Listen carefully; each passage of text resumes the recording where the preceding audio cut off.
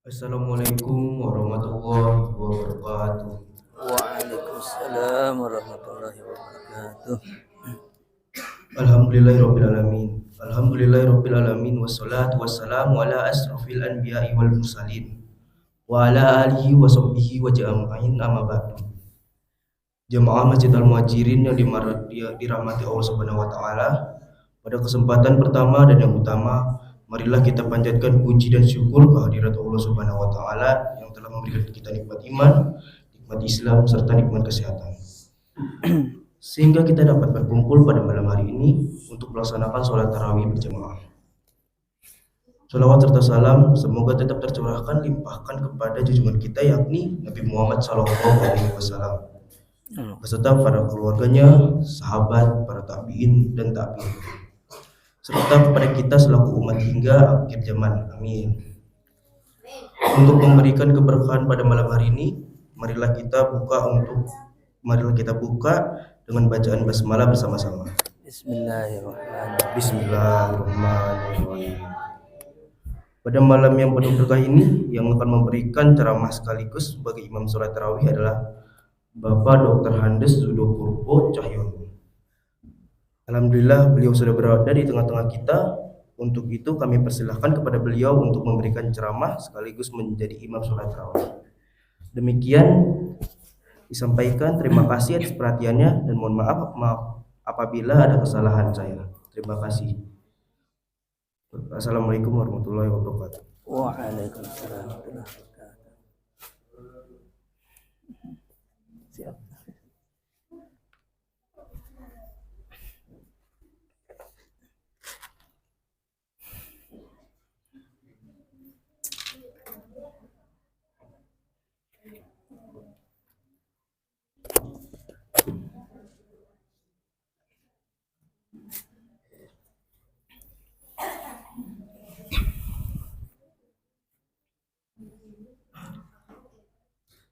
Bismillahirrahmanirrahim. Assalamualaikum warahmatullahi wabarakatuh.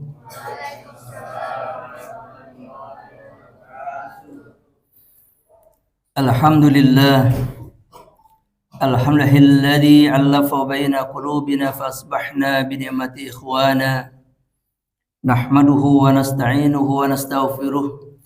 ونعوذ بالله من شرور أنفسنا ومن سيئات أعمالنا من يهده الله فلا مضل له ومن يضلل فلا هادي له أشهد أن لا إله إلا الله وأشهد أن محمدا عبده ورسوله أما بعد. Hadirin hadirat rahimakumullah, Bapak, Ibu-ibu, adik-adik sekalian yang semoga semua dirahmati oleh Allah Subhanahu wa taala. Marilah kita selalu bersyukur nikmat kepada Allah Subhanahu wa taala akan keimanan dan kesehatan yang Allah berikan kepada kita hingga malam hari ini kita masih diringankan, dikumpulkan kita bersama di rumah Allah yang sejuk ini. Semoga kumpulnya kita kelak dikumpulkan Allah di surganya insyaallah. Amin ya rabbal alamin. Nikmat pula yang harus kita syukuri. Alhamdulillah Allah turunkan hujan menandakan keberkahan. Allahumma shayban nafi'ah. Ya Allah, berilah kami turun hujan ini dan hujan ini bermanfaat untuk kita semua dan penuh keberkahan. Kenapa hadirin sekalian? Karena di sisi yang lain saudara-saudara kita ada diturunkan hujan tapi kebanjiran. Ya, alhamdulillah kita diberikan nikmat oleh Allah. Mudah-mudahan hujan yang diturunkan oleh Allah mendatangkan keberkahan. Salawat dan salam kepada junjungan kita baginda Rasulullah SAW, keluarga serta para sahabatnya. Hadirin yang berbahagia, malam hari ini saya mendapatkan amanah ada satu tema tersendiri, yaitu membentuk generasi Islami. Kata-kata generasi Islami hampir sama ada kata generasi Islam. Bapak, Ibu, saudara sekalian yang berbahagia, sedikit kita bedakan generasi Islam dengan generasi Islami. Apa yang membedakannya? Generasi Islam adalah generasi kaum muslimin yang dia menjadi seorang muslim lantaran sebuah nasab, keturunan. Ayahnya Islam, ibunya Islam, muslim dan muslimah. Maka melahirkan putra-putrinya. Ini yang disebut dengan generasi Islam. Rasulullah SAW membanggakan umatnya ini menjadi umat yang terbanyak dari umat nabi-nabi yang lain. Oleh karena itu, hadirin sekalian, anak-anak kita, putra-putri yang terlahir ini bukan hanya sebagai generasi Islam, tapi harus kita cetak menjadi generasi yang Islami. Oleh karena itu, kita harus punya pengetahuan tentang generasi Islami ini. Saat Rasulullah SAW masih ada di dunia ini, maka semua ditangani oleh Rasulullah. Segala permasalahan dapat diselesaikan dengan bertanya kepada Rasulullah, dan Rasulullah memberikan jalan keluarnya. Namun ketika Rasulullah sudah tidak ada, hadirin sekalian, ini dilanjutkan kepada tabi'in, terus sampai ke ulama-ulama kita sekarang. Oleh karena itu, hadirin sekalian, rangkaian ini harus kita perhatikan dengan seksama. Generasi Islam itu bagaikan bangunan rumah Allah ini begitu kokoh. Dia ada pondasinya yang kuat dengan tiang-tiang yang kuat penyangganya, juga temboknya kuat. Sungguh hadirin sekalian, dari pondasi hingga tembok itu perlu kita resapi baik-baik. Dia adalah sebuah kesatuan yang begitu kuat. Dulu sebelum ada masjid ini, rangkaian tembok semuanya dengan pondasi yang ada, dia adalah sesuatu yang infiradi. Artinya nafsi-nafsi masing-masing berdiri sendiri-sendiri, berupa batu, berupa pasir, berupa semen, dan lain sebagainya. Yang kalau masing-masing itu dia tidak bisa berdiri seperti ini, hadirin sekalian, menjadi sebuah bangunan. Tapi ketika dipadukan menjadi satu, dia menjadi beton yang kuat, cakar ayam yang kuat, sehingga dapat menopang bangunan ini. Saat ini bangunan ini begitu megahnya dan begitu kokoh. Itulah yang harusnya kita lakukan, apa yang disebut dengan generasi Islami, hadirin sekalian. Generasi Islam adalah baru melahirkan putra-putri kita menjadi orang-orang Islam. Tetapi mereka masih infiradi, masih pribadi-pribadi. Yang A maunya A, yang B maunya B, yang C maunya C. Dia belum mengumpul menjadi satu kekuatan. Oleh karena itulah hadirin sekalian, umat Islam ini tidak akan kuat kalau dia tidak bersatu. Karena kita memiliki apa yang disebut dengan al-ukhuwah al-islamiyah. Kesatuan umat ini. Tapi kesatuan umat ini bukan hanya kumpul begitu saja. Tapi dia harus punya pengetahuan. Hadirin hadirat yang berbahagia, Allah gambarkan dalam surat Al-Baqarah ayat 151. Mungkin perlu kita ingat ya, bahwa Bapak, Ibu-ibu, kalau adik-adik mudah-mudahan pada mencatat semuanya. Al-Baqarah 151, di mana Allah Subhanahu wa taala dalam firman-Nya, A'udzubillahi minasyaitonir rajim, bismillahirrahmanirrahim, kama arsalna fikum rasulan minkum. Sebagaimana Allah Subhanahu wa taala telah merisalahkan, memberikan tugas kepada siapa? Kepada Rasulullah sallallahu alaihi wasallam. Untuk siapa? Untuk kita, hadirin sekalian. Jadi dasarnya untuk membentuk generasi Islami ada keteladanan, ada rujukan, yakni Rasulullah sallallahu alaihi wasallam. Sebagaimana Rasulullah diperintah oleh Allah Subhanahu wa taala membentuk generasi Islami itu. Yang pertama disebutkan yatslu alaikum ayatina. Dibacakan di antara mereka ayat-ayat Allah. ini memberikan pengetahuan kepada kita, membentuk generasi Islam yang pertama hadirin sekalian, adanya sebuah pengajaran, adanya pembinaan, adanya at-tarbiyah. Jadi kalau lingkungan kita ingin menjadikan lingkungan kita yang Islami hadirin sekalian menjadi suatu kenyataan, hal yang harus dilakukan di rumah ini, di masjid ini, dengan pengurusnya dan masyarakat bersatu padu. Pak RT-nya dengan Pak RW-nya mendukung. Di mana di masjid ini terjadi suatu pembinaan yang rutinitas. Kelas anak-anak dengan anak-anak, yang remaja dengan remaja, yang orang tua dengan orang tua. Dan dibuatkan kurikulumnya. Juga ada evaluasinya. Ini saya membawakan satu evaluasi Bapak Ibu sekalian. Nanti saya berikan kepada pengurus. Kalau ini mau dilaksanakan, insya Allah, apa yang kita dambakan membentuk generasi Islami, mudah-mudahan terbentuk. Kenapa harus ada at-tarbiyah tadi, pendidikan tadi? Karena kita perlu ilmu. Salat yang kita lakukan hari ini sekalian, mulai dari takbiratul ihram, niat kemudian takbiratul ihram, ruku, sujud, kemudian duduk di antara dua ruku itu, kemudian kita tahiyat awal dan akhir sampai selesai, itu dengan pengetahuan. Kalau dia sholat tanpa pengetahuan, artinya sholat dia seperti patok ayam.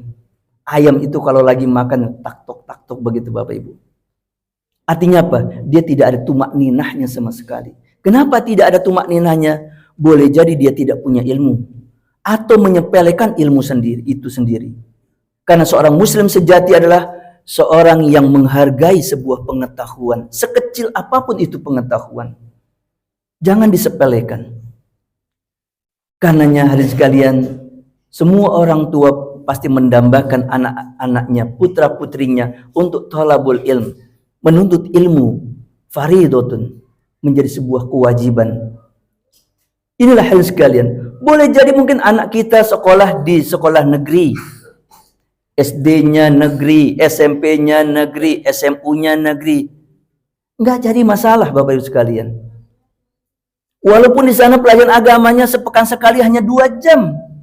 2 jam pelajaran, 2 jam. 1 jamnya bukan 60 menit. 1 jam pelajaran di sekolah itu paling banyak 40 menit. 40 kali 2, cuma 80 menit. Yang harusnya 120 menit. Ketika mau belajar agama, gurunya sakit.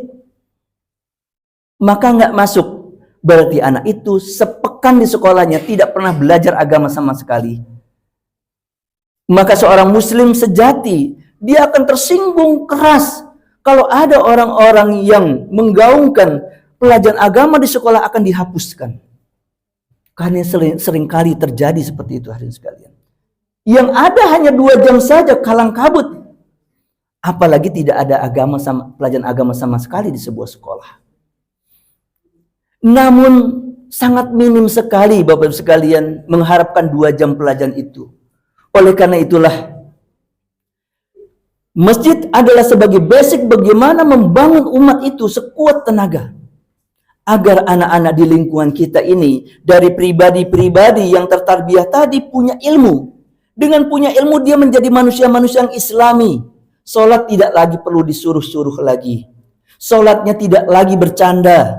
Salatnya tidak lagi ramai. Salatnya tidak lagi kalau anak-anak ini itu dan sebagainya. Ibadah bulan Ramadan, semakin mengakhiri Ramadan, masjid justru semakin penuh, bukan semakin habis jamaahnya. Karena malam-malam ini hari sekalian, masjid musola di mana-mana kita sudah memasuki masa iktikaf. Masjid bukan kosong, justru semakin penuh hari sekalian. Siapa yang bisa membentuk itu?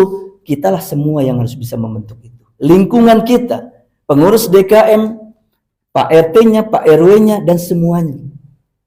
Kalau kita bisa membentuk generasi Islami itu hadirin sekalian, yaitu yang Allah gambarkan yatlu alaikum ayatina, dibacakan ayat-ayat Allah. Dengan dibacakan ayat-ayat Allah itu, dia paham harus bagaimana kita berbuat di wilayah kita. Pribadi-pribadi yang Islami yang sudah satu demi satu, kemudian dia tumbuh dalam sebuah ailiyah, sebuah keluarga yang Islami. Dari putra-putri yang Islami melahirkan keluarga-keluarga yang Islami.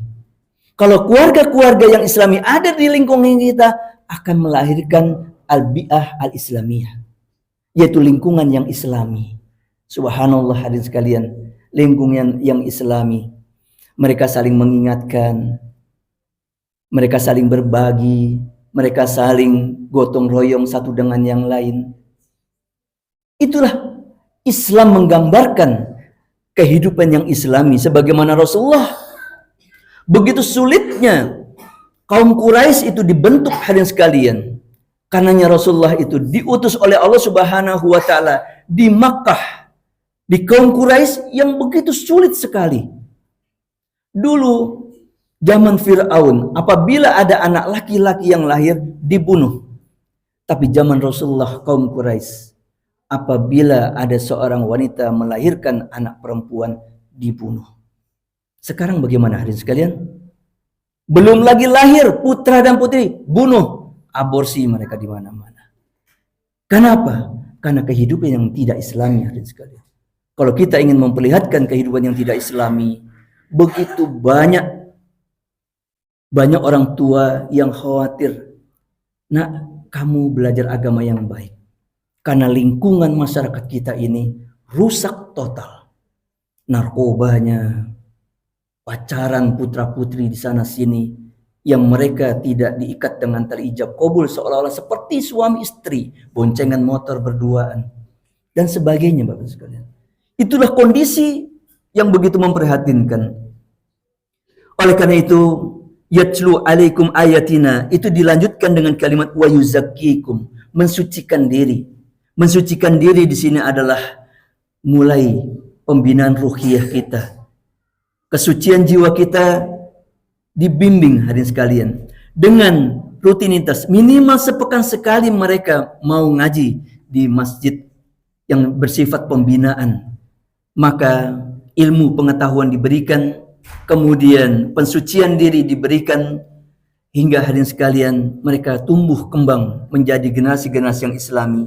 Dan yang terakhir, wa yu'allimul kitaba wal hikmah wa yu'allimukum ma lam takun ta'lamun, yaitu bagaimana diberikan pengetahuan-pengetahuan yang lain, di mana Rasulullah SAW diminta oleh Allah Subhanahu wa taala mensiarkan, menyampaikan apa yang Allah berikan ini kepada umatnya, hingga umatnya ini berkembang. Demikianlah kita hadirin sekalian, setelah anak-anak kita tumbuh, nanti ketika mereka sudah mulai remaja dan dewasa, karena dia sudah punya pengetahuan, mimbar ini adalah menjadi mimbarnya putra-putri kita. Dan mimbar untuk kebaikan bukan hanya mimbar masjid hadirin sekalian, di rumah tangganya, di masyarakatnya, menjadi teladan dari yang paling baik semuanya hadirin sekalian. Semoga hadirin sekalian kita bisa menciptakan generasi Islami ini bertahap. Mudah-mudahan lingkungan kita menjadi lingkungan yang Islami, yang diberkahi oleh Allah Subhanahu wa taala. Aqulu qouli hadza. Assalamualaikum warahmatullahi wabarakatuh.